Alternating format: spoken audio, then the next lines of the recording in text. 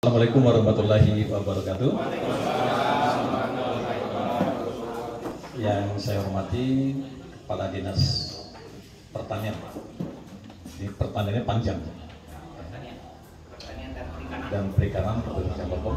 Yang saya hormati Kabid PSP, Dinas Pertanian, Camat Kecamatan Curug Selatan, bapak-bapak dari Babinsa, Babinsa unsur TNI dan Babin Kamtipmas Curug Selatan. Yang saya hormati Kepala BPP Lubuk Bang beserta para penyuluh. Yang saya hormati bapak-bapak anggota kelompok tani, baik sebagai pemilik maupun sebagai petani penggarap. Dan yang lainnya kalau ada yang terlewatkan mohon maaf karena tadi belum membaca daftar lengkap hadirin pada pagi hari ini. Terima kasih kami mengucapkan kepada Dinas Pertanian Kabupaten Rejang Lebong ini meminta Fakultas Hukum Universitas Bengkulu untuk mendampingi dalam bidang hukumnya, yaitu karena amanat dari Undang-Undang Nomor 41 tahun 2009 tentang lahan pertanian pangan berkelanjutan, lahan sawah ini harus ditetapkan dalam peraturan daerah.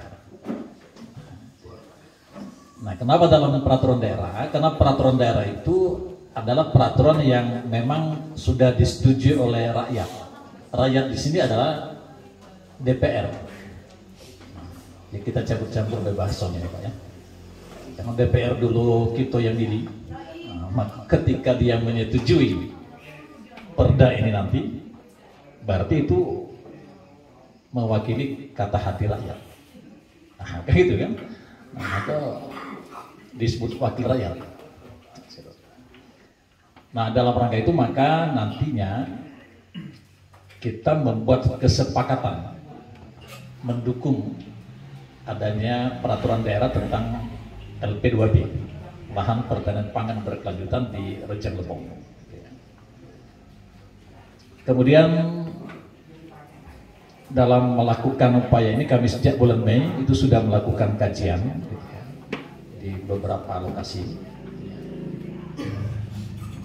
bahwa kata kuncinya jangan dia ununa rikesna. Nah, kira-kira kalau teman kerja itu bila ya, maaf Bapak Ibu kalau yang tidak mengerti bahasa Inggris ini, karena saya campur ini, karena ingat teman SMA ini, mungkin karena teman SMA maka dipanggil ke sini, bisa jadi kolusi gitu Pak ya.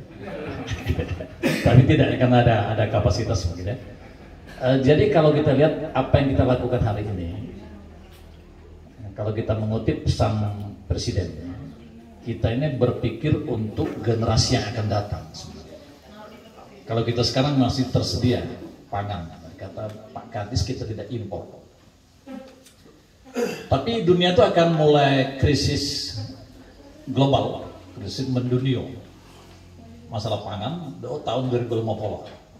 Berarti benar kan berarti kita karena 2050 itu para ahli membuat kalkulasi akan terjadi krisis pangan global. Maka apa yang kita kerjakan hari ini hakikatnya adalah untuk anak cucu kita yang mungkin sudah lahir atau bahkan yang belum lahir. Nah, supaya berkelanjutan, maka namanya lahan pertanian pangan berkelanjutan. Fungsi sebagai lahan pangannya itu berkelanjutan. Sehingga kalau negara ini mau lanjut, kalau kita kutip Soekarno, ya, mengutip Soekarno nggak apa-apa Pak ya. Dia menyebutkan yang pertama harus dibangun adalah pertanian, khususnya ketahanan pangan. Maka tahun 1960 itu yang dibuat pertama oleh Soekarno adalah Undang-Undang Pokok Agraria, ya kan, Undang-Undang Nomor 5 Tahun 60. Nah, di dalam itu ada yang menarik, pasal 10 ya Pak ya. Nah, karena kami ini baca-baca pasal di Fakultas Hukum ini, di surat gitu Pak Babin. Nah, jadi baca-baca pasal. Kalau Pak Babin di Kamtipmas itu baca-baca pasal KUHP misalnya kan. Jadi dalam Undang-Undang Pokok Agraria itu pasal 10 ayat 1 ada bahasa kerennya itu, setiap orang yang mempunyai hubungan dengan tanah pertanian itu wajib mengusahakan secara aktif dan produktif. Nah, kalau kita tengok-tengok siapa yang bisa mengusahakan cara produktif, maka petani. Bangun pagi, sawah, kebun. Panggilan Tuhan datang, sholat. Habis ngopi jam 2 turun lagi sampai panggilan jam 4. Sudah jam 4, besok sampai jalan maghrib. Kalau keringetnya kalau kerja yang sudah jam 4. Itu ya Pak ya. Jadi petani itu berarti adalah tumpuan harapan kita untuk berkelanjutannya negara. Itu kalau pesan Soekarno, ketahanan pangan itu dengan petani. Maka tadi Pak Kadis menyebut dengan apresiasi tepuk tangan itu kan, petani itu pahlawan pangan. Jadi kita semua bisa di sini karena ada produk pertanian, walaupun dia sudah diolah menjadi berbagai ini kuliner, wejangan. Jadi benar. Jadi orang-orang yang ada di hotel, di pemerintahan itu rapat hari ini, kita termasuk kita. Kalau petani stop produksi, habis.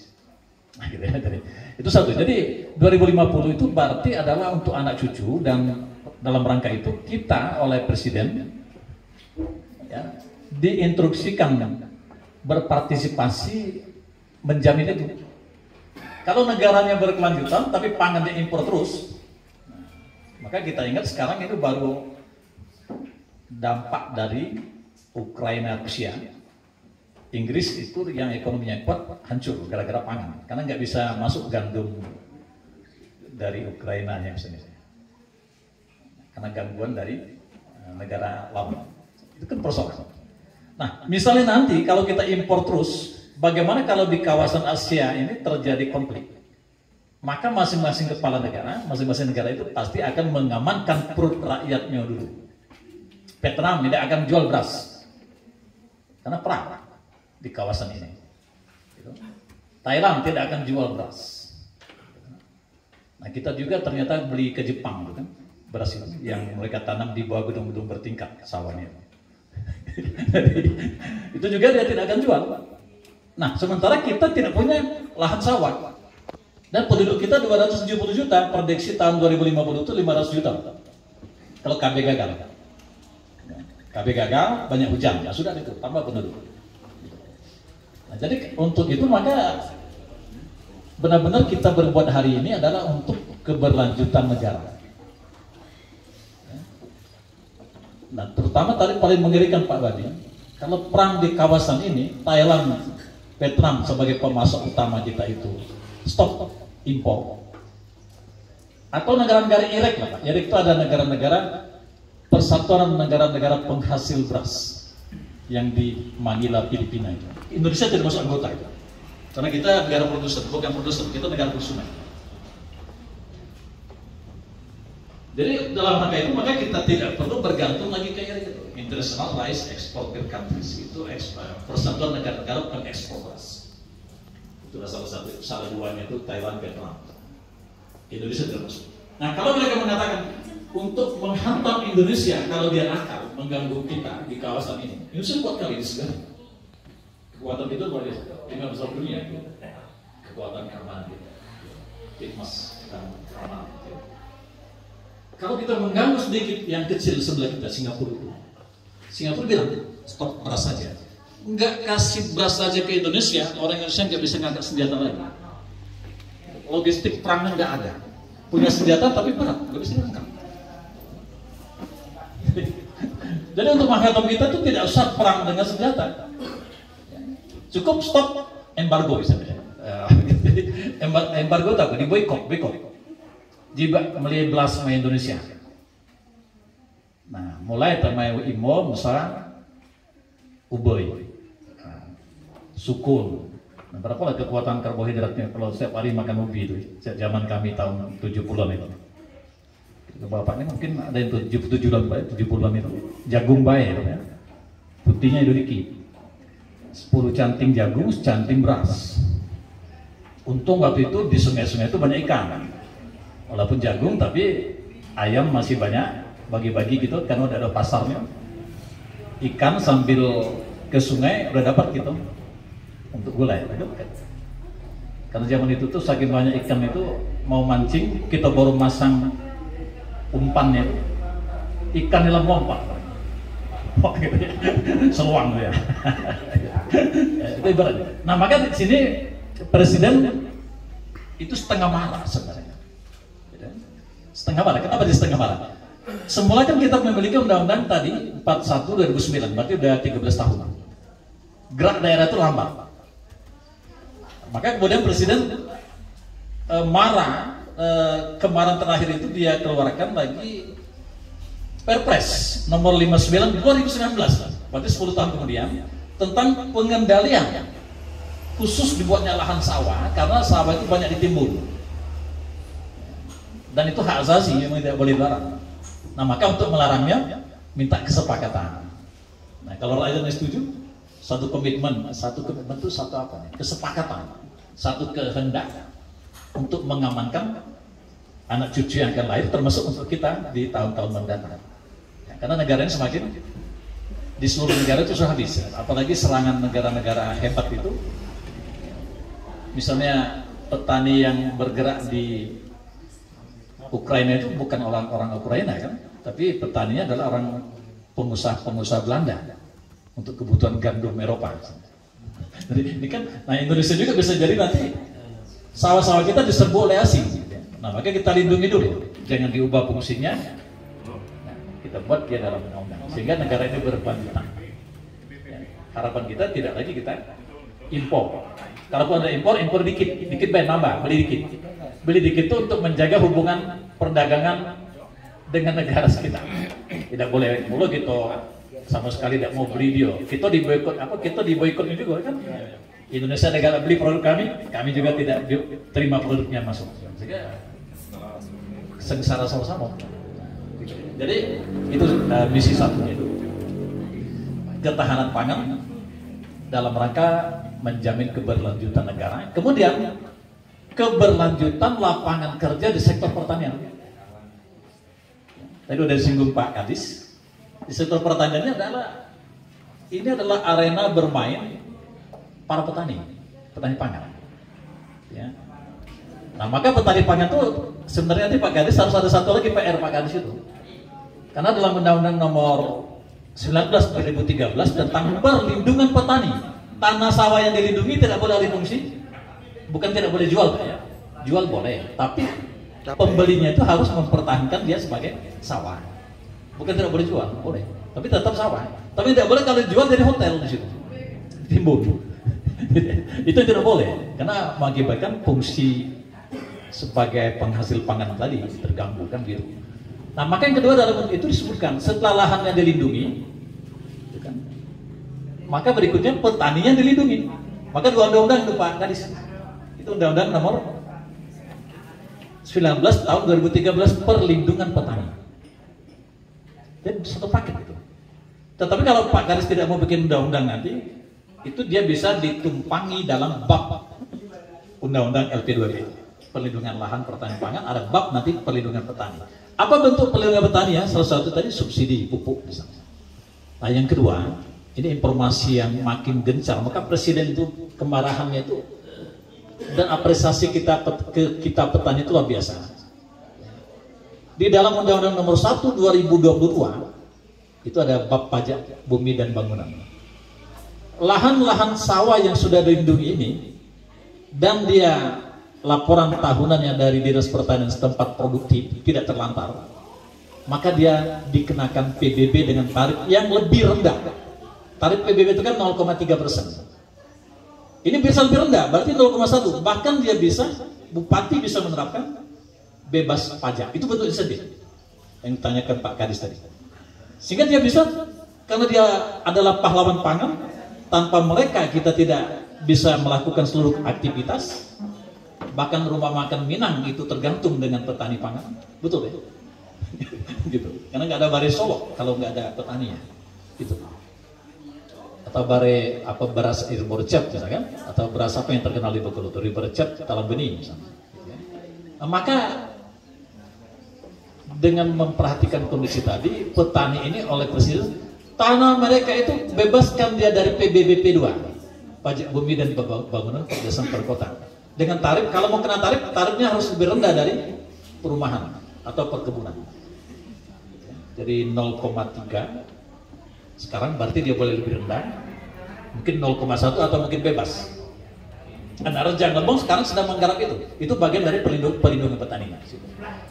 Nah, kemudian yang ketiga, tadi ada kebutuhan. Bagaimana misalnya ada pertanyaan, terjadi pemecahan KK, dan setiap KK itu kan harus mendapat papan rumah. Dan Presiden itu kewajiban negara juga, bahwa setiap kepala keluarga itu harus dapat papan. Nah, sementara satu-satu yang dia punya, misalnya sawah itu, apakah itu bisa diberikan toleransi? Itu dua dalam perdanya kita susun. Nanti ada konsultasi publik khusus perdanya. Setelah itu masuk ke DPR. Nanti dari perwakilan juga hadir, mengkritisi pasal-pasal. Nah, jadi di situ kita susun bahwa nanti kalau terjadi pemecahan keluarga, diberikan semacam pasal pengecualian, kebolehan, misalnya 10 kali 15 dengan izin dari Dinas Pertanian. Jangan sampai nanti begini, kalau tadi sekarang nggak terlalu banyak ya. Kalau misalnya tadi kata Pak Kadis itu 10, kalau saya 9, tadi ada yang 14 katanya. Orang-orang dulu kan gitu ya. Kalau anaknya nanti 14 itu pecah itu Pak, berarti 14 kali 15 kali 20 kali 10 kali 15, habis juga sawah di belakang. Ya. Nah, kalau kita pikir ini memang kita beri opsi itu, nanti ada pengecualian dalam pasal itu. Ya, nanti akan kita kritisi apakah itu penting. Kalau menurut saya tidak perlu diatur. Kalau kita ambil Korea Selatan, Jajano baik agak awak ini. Korea Selatan itu dalam undang-undang pertanian mereka itu menyebutkan begini. Maka mereka itu merdeka 3 hari lebih tua dari kita kan, 2 hari ya, 15 Agustus 45, kita 17 Agustus. Kita tetap ada di tengah, dia langsung menjadi negara maju. Pertama karena disiplin. Nah, di perumahan mereka itu, satu kepala keluarga itu hanya boleh memiliki satu kapling 20-30, 600 meter. KB mereka berhasil. Kita nyaris berhasil KB. Keluarga inti 20-30, satu rumah itu. Anak satu, katakan anaknya 3. Anak sulung menikah, lantai 2. Anak kedua menikah, lantai 3. Anak keempat menikah, keluarga inti pertama sudah tua. Dia turun mendampingi di bawah. Maka dia sampai 3 lantai. Jadi mereka ngembangnya ke atas. Ya. Tapi ingat, mereka konsisten. 10, 20-30, 600. Dan hanya boleh satu kapling. Beda dengan Indonesia kan belum diatur. Kita kan ada kaplingnya 20-50. Ada juga yang 100 kali 100 Pak, dari Bengkulu itu. Ya. Karena dam-dam truknya semua kan, alat beratnya itu dekat rumahnya semua kan gitu kan. Nah, sehingga sawah-sawah terpaksa ditimbun. Nah, Korea Selatan sudah berbuat duluan di situ. Nah, itu atau yang dekat kita lihat di Sarawak itu, bukan Sarawak ya, Malaysia Utara. Ya, yang arah perbatasan Thailand, daerah Kedah. Kedah itu kalau di tengah sawah tidak ada pondok, Pak. Tapi pondoknya seperti rumah-rumah, rumah susun 2 lantai, 3 lantai di pinggir sawah gitu ya, betul ya, pinggir sawah semua. Sehingga petani itu terkonsentrasi di rumah susun itu.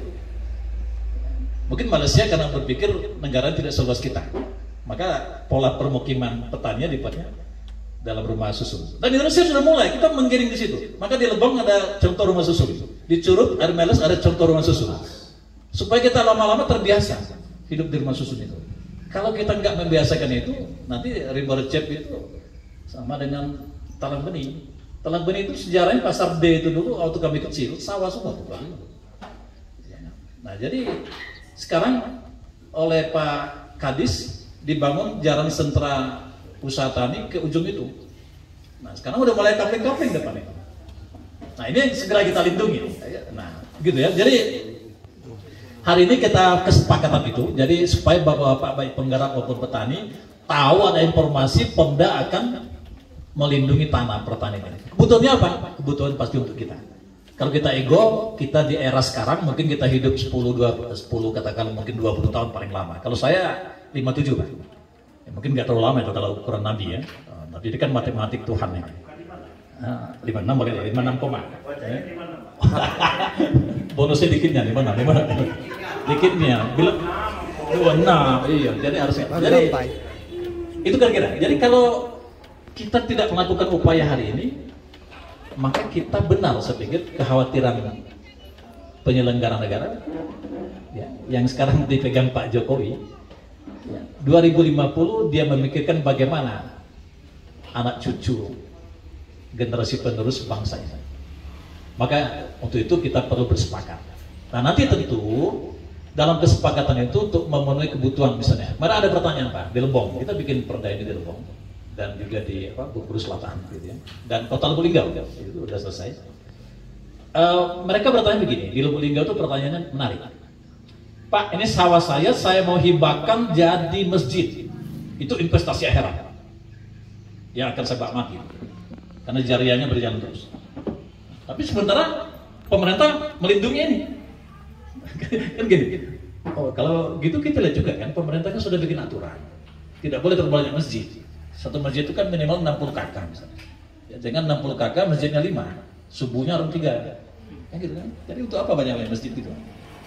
Jadi memang itu jadi masalah-masalah HAM juga ada di sini. Maka lagi-lagi kita buat pasalnya adalah dengan izin dari dinas yang membidangi itu. Kita buat itu. Kalau dia mau bikin hotel ada juga Pak. Pak, daripada nanam padi, kami lebih enak bikin kolam pancing. Menurut saya ikan itu pangan juga, gitu ya. Tapi yang utama oleh presiden adalah beras. Gitu ya. Saya pikir itu. Jika nanti ada kesepakatan lah Pak ya. Mungkin di pinggir jalan ini kita bikin Pak Babin. 50 meter kiri kanannya bebas mau dikapling-kaplingkan. Tapi di belakang 50 meter nanti ada patok BPN itu tidak boleh. Gitu kan? Nah kalau jalan desa mungkin 25 meter aja. Jalan desa, jalan kabupatennya misalnya 50. Ya, jalan nasionalnya misalnya dibuat berapa? 70. Jalan provinsinya misalnya 60 meter. Sehingga luas kita yang ada sekarang tadi 5.000 hektar lebih. Ya. Ingat Pak, 2021 di dalam data kami luas kita 9.000. 2021 itu datanya 2021 itu 9.750 hektar lahan baku sawah Rejang Lebong dengan produksi waktu itu 120.427 ton itu sampai tahun 2021 2016 ya. Nah kemudian turun sekarang jadi 57.140 57.000 itu turun. Kenapa? Karena sawahnya tinggal 5.000 dari 9.000 karena banyak sekali ditimbun perumahan pengawas segala macam. Nah, ini kalau tidak ada ini, nah verifikasi terakhir tadi yang depan Pak ini 3.000 lebih sekarang Pak. Nah kalau dari 3.000 nanti dipotong oleh Pak Kadis kesepakatan kita 30 meter di pinggir jalan itu atau 40 meter 50 meter mungkin jalan bom 2.000 sawah abadinya ya. Nah nanti penduduknya berapa ratus, apakah dari 2.000 itu bisa kita tidak impor untuk daerah kita dulu. Nah nanti itulah yang akan dipikirkan oleh pembentuk peraturan daerah ini bersama dengan DPRD-nya itu. Saya pikir garis besarnya itu aja Pak. Mungkin lebih banyak diskusi. Oke, terima kasih. Assalamualaikum warahmatullahi wabarakatuh.